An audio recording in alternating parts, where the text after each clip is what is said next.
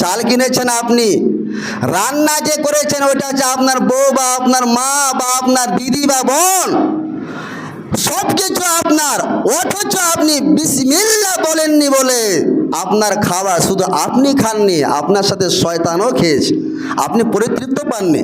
অল্প খাবার খেয়েও মন শান্তি করা যায় যদি আপনি বিসমিল্লাহ বলে যদি আপনি খান।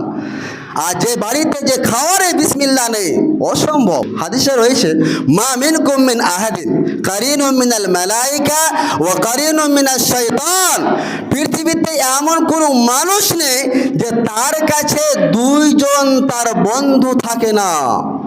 দুজন বন্ধু থাকে, প্রত্যেকটা মানুষের কাছে দুজন বন্ধু, একটা হচ্ছে ফেরেশতা আর আরেকজন বন্ধু হচ্ছে শয়তান।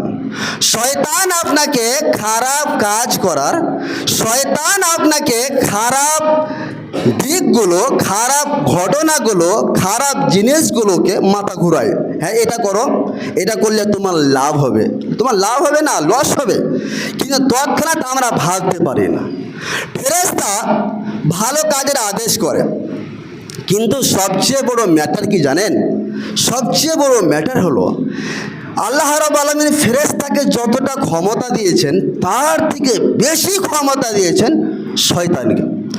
শয়তানকে আল্লাহ এতটা ক্ষমতা দিয়েছে, হাদিসে রয়েছে ইয়াজরি মাজরাদ দামে, যেরকম মানুষের শরীরে রক্ত কণিকা, ব্লাড যে রাস্তা দিয়ে চলাচল করে, ঠিক সেই রাস্তাগুলোতে শয়তান চলাচল করতে পারে।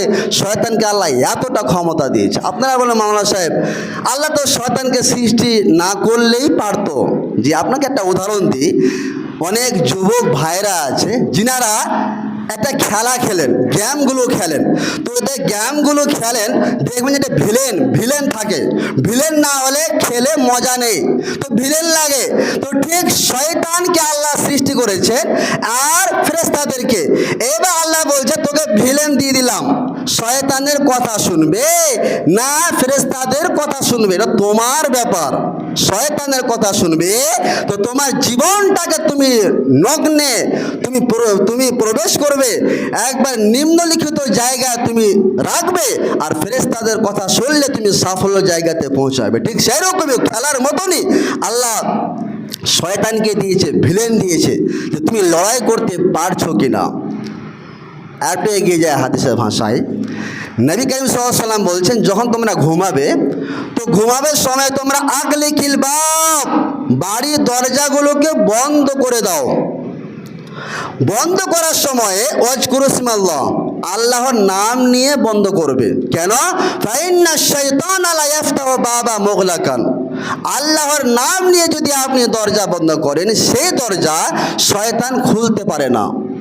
তাহলে আজ থেকে স্টার্ট হয়ে যাক, দরজা, বাড়ির দরজা যখনই আপনি বন্ধ করবেন, বিসমিল্লাহ বলে আপনি যদি দরজা বন্ধ করেন, পুরো রাত্রিতে আপনার 1 ইঞ্চিও ক্ষতি হবে না।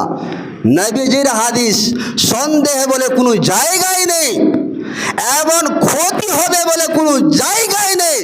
যদি আপনি আল্লাহর ওপর ভরসা করে যদি গেট বন্ধ করেন, বিসমিল্লাহ বলে যদি বন্ধ করেন, আপনার বাড়িতে চুরি হওয়া তো দূরের কথা, 1 ইঞ্চিও ক্ষতি হবে না। নবীজি বলছেন ওয়াখামিরু আনিয়াতাকুম ওয়াজকুরুসমাল্লাহ, যখন তোমরা বাড়ির পাত্রগুলো, যে ভাতের যে পাত্রগুলো রয়েছে হাঁড়ির, তো সে হাঁড়ির পাত্রগুলোকে বন্ধ করার সময় তোমরা ওয়াজকুরুসমাল্লাহ, বিসমিল্লাহ বলে বন্ধ করবে, যেটা আমাদের মা বোনেরা অধিকাংশ করেনি না। কথা বলতে বলতে খুলেন আর কথা বলতে বলতে বন্ধ করে দেন, এতে বাড়ির বরকত উঠে যায়।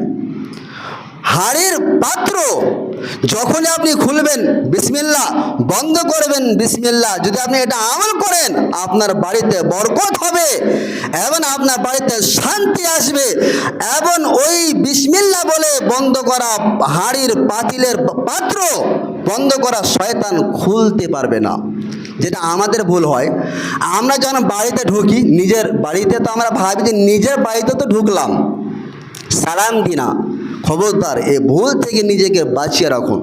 অবশ্যই সালাম দেবেন, যদি আপনি সালাম না দিয়ে ওই বাড়িতে ঢোকেন, ওই বাড়িতে শয়তান আপনার ক্ষতি করবে, ফ্যামিলিকে শান্তিতে রাখবে না, ঝগড়া ঝাঁটি মার পিট গালি গ্লোস বাড়িতে চলতেই থাকবে। আল্লাহর নবীর চ্যালেঞ্জ, নবীজি বলছেন ইজা দাখালা আহাদুকুম ফি বাইতিহি, যখন তোমরা বাড়িতে প্রবেশ করবে ওয়াজকুরু ইসমাল্লাহ, আল্লাহর নাম নিয়ে প্রবেশ করবে। কি বলে? আসসালাম, এটা হচ্ছে আল্লাহর নাম। তো আসসালামু আলাইকুম বাড়িতে থাক বা না থাক, কমপক্ষে তো ফেরেশতা আছেন, তাহলে সেখানে আসসালামু আলাইকুম বলে বাড়িতে প্রবেশ করবেন। লাভ কি? লাম ইয়াজুরহু শয়তান, শয়তান ওই বাড়ির 1 ইঞ্চিও ক্ষতি করতে পারবে না। এটা হচ্ছে শয়তান বাস্তবে রয়েছে, যেটা আপনাকে বলছিলাম, শয়তান বাস্তবে। আমরা খাওয়ার টাইমে বিসমিল্লাহ বলি না, তো নবীজি বলছেন মান আকালা, যখন তোমাদের মধ্যে কোনো ব্যক্তি খায় ওয়ালাম ইয়াজকুরু ইসমাল্লাহ, ওই ব্যক্তি যদি বিসমিল্লাহ বলে যদি না খায়, ইয়াকুলু মাহু শয়তান, শয়তান ওই ব্যক্তির সাথে খায়। চাল কিনেছেন আপনি, রান্না যে করেছেন ওইটা হচ্ছে আপনার বউ বা আপনার মা বা আপনার দিদি বা বোন, সব কিছু আপনার, অথচ আপনি বিসমিল্লাহ বলেননি বলে আপনার খাবার শুধু আপনি খাননি, আপনার সাথে শয়তানও খেয়েছে, আপনি পরিতৃপ্ত পাননি। অল্প খাবার খেয়েও মন শান্তি করা যায় যদি আপনি বিসমিল্লাহ বলে যদি আপনি খান। আর যে বাড়িতে যে খাওয়ারে বিসমিল্লাহ নেই, অসম্ভব, শান্তি তো দূরের কথা, 5 কিলো মাংস খেয়ে নিলেও শান্তি আসবে না, পরিবারে শান্তিও আসবে না, আর আপনি খেয়ে পরিতৃপ্ত হবেন না। বিসমিল্লাহ বলে খাবেন। আরেকটা আমরা যেটা ভুল করে থাকি, নবীজি বলছে যে আকালা আহাদুকুম ফাসাকাতাত লুকমাতান মিন ইয়াদিহি, যখন তোমরা খাবার খাবে, খাবার খেতে খেতে দেখবেন ভাত প্লেটের বাইরে পড়ে যায়, সেটাকে ফেলে রাখবেন না, উঠান, উঠিয়ে ময়লাগুলোকে সাফ করে দিন, সাফ করে সে খাবারটা খান। আপনার জানা নেই কোথায় বরকত আছে। নবীজি বলছে হাত্তা লা ইয়াদা শয়তান, ওই খাবারটা তুমি যদি ছেড়ে দাও তো ওইটা শয়তান খাবে, শয়তানের জন্য তুমি খাবার দিয়ে দিলে। তাহলে আমি শয়তানকে খাওয়াবে কেন ভাই? টাকা তো আমার, রান্না করেছি আমি, কষ্ট করে আমি জীবিকা নির্বাহ করি, আয় করি, ইনকাম করি, শয়তানকে ফ্রিতে খাওয়াবো? অসম্ভব। এটা আমল করবেন, ভাত প্লেটের বাইরে ফেলবেন না, সেটাকে উঠিয়ে ধুয়ে নিন, হাত দিয়ে মুছে নিন, খেয়ে নিন। আর একটা যেটা ভুল কাজ করি, এখন তো আমরা ভদ্র হয়েছি, পুরাতন যুগে নেই। আমাদের বাপ দাদা যদি ইতিহাস তুলে ধরেন, তিনারা খাওয়ার শেষের দিকে কি করতেন, যে আঙুলগুলোকে চেটে চেটে খেতেন, যেটা আমরা খাই না। চেটে খেতে শিখুন। নবীজি বলছেন হাত্তা ইলআকা ইয়াদাহু, তোমরা হাতের আঙ্গুলকে ইসবায়ে, হাতের আঙ্গুলকে চেটে চেটে খাবে শেষের দিকে। কেন? আপনার জানা নেই, দেখালো আপনি এতগুলো যে ভাত খেয়েছেন ওগুলোতে বরকতই ছিল না, ওই ঝোলগুলোতে দেখালো আপনার বরকত ছিল। এমন বৈজ্ঞানিক আজকে প্রমাণ করেছে যে যেগুলো আপনার খাবার লেগে থাকে সেগুলোতে ভিটামিন বেশি। জীবন বিজ্ঞান খুলুন, বিজ্ঞানীদের কথা আলোচনা করুন। তাহলে এই হাদিস আজকে নয়, 14 বছর আগের হাদিস প্রায়, সেই হাদিসটা আজকে বৈজ্ঞানিকরাও প্রমাণ করেছে যে আপনার যতগুলো খাবার খেলেন সে খাবারে দেখালে বরকত ছিল না, বরকত আপনার এই যে আঙুলে লেগে আছে সেটাতে আপনার বরকত। তাহলে সেটা আপনি ছাড়ছেন কেন? সেটা আপনি ছাড়বেন কেন? আর একটা হাদিস, সেটা হচ্ছে যে ফাইন্না শয়তান ইয়ারশুদুন নাস আলা কুল্লি শাই, শয়তান আপনার এত বড় শত্রু, যখনই কোনো ভালো কাজ আপনি করার পদক্ষেপ নেন তখনই শয়তান উত পেতে বসে থাকে, একে ভালো কাজ করতে দিব না। এক খেতে বসবে, বিসমিল্লাহ বলতে আমি দেব না, এটা হয়। আপনি এখন মনে মনে ভেবেছেন যে আজকে কমপক্ষে বিসমিল্লাহ বলে খাবো, কিন্তু বাড়িতে গেছেন খাবার দিয়ে দিয়েছে, আপনার বিসমিল্লাহ বলে আপনার মনেই নাই, খাবার আপনি স্টার্ট করে দিয়েছেন, খাওয়ার 2 মিনিট পরে বলছে বিসমিল্লাহ তো আমি বলিনি, ভুলে গেছি। তাহলে সেখানেও আল্লাহ রাব্বুল আলামিন রাস্তা দিয়েছেন, বিসমিল্লাহি আওয়ালুহু ওয়া আখিরুহু দোয়া বলে আপনি মধ্যখানে খেতে পারেন, তবে বিসমিল্লাহ পড়বেন।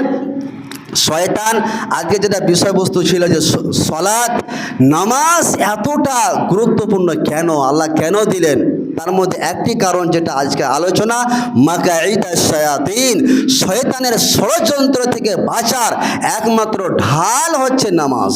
কাজে নামাজ পড়ুন। যেটা আপনাদের একজন আপনাদের মানে কবরস্থানের দায়িত্ববান ব্যক্তি আমাকে বলেছিলেন যে 26 তারিখ পর্যন্ত টাইম ছিল না হবে, যেটা আমি বুঝতে পারলাম না যে টাইম ছিল, যদি সে টাইমের মধ্যে যদি নামাজ স্টার্ট না করে তা মারা গেলে জানা যায় নামাজ পড়া যাবে না, এটা আমাকে বলতে বললেন। এখানে আমি বললাম প্লাস কথা হলে বিয়ের ব্যাপারটা, জানাজার নামাজটা আগে ছিল, বিয়ে পড়াতে যাবে না, মোড়ল সর্দার ইমাম সাহেবেরা বিয়ে পড়াতে যাবেন না, এটা আমার কথা নয়, আপনাদের কাওয়ামারি গ্রামে যিনারা দায়িত্ববান ব্যক্তি তিনারা আমাকে ইনফরমেশন দিয়েছেন। কাজে আপনারা অবহেলা না করে আল্লাহকে খুশি করার উদ্দেশ্যে গ্রামের সর্দার মোড়ল দায়িত্ববানদেরকে খুশি না করে শুধুমাত্র একমাত্র আল্লাহকে খুশি করার উদ্দেশ্যে যে স্রষ্টা আপনাকে সৃষ্টি করেছেন সেই স্রষ্টাকে খুশি করার জন্য আসুন আপনি নামাজ পড়ুন, আপনার পরিবারকে নামাজ পড়ান এবং ইসলামিক সমাজ গড়ে তুলুন। এটা আশাবাদী আমরা আল্লাহর কাছে প্রার্থনা করি, হে পরওয়ারদিগার আলাম, আমরা যেন এগুলো কাজ করতে পারি, আমাদের তুমি ক্ষমতা দিও। সকলে পড়ুন আল্লাহুম্মা আমিন। আউযু বিল্লাহি মিনাশ শাইতানির রাজিম। বিসমিল্লাহির রহমানির রহিম। কুল হুয়াল্লাহু আহাদ, আল্লাহুস সামাদ, লাম ইয়ালিদ ওয়া লাম ইউলাদ ওয়া লাম ইয়াকুল লাহু কুফুয়ান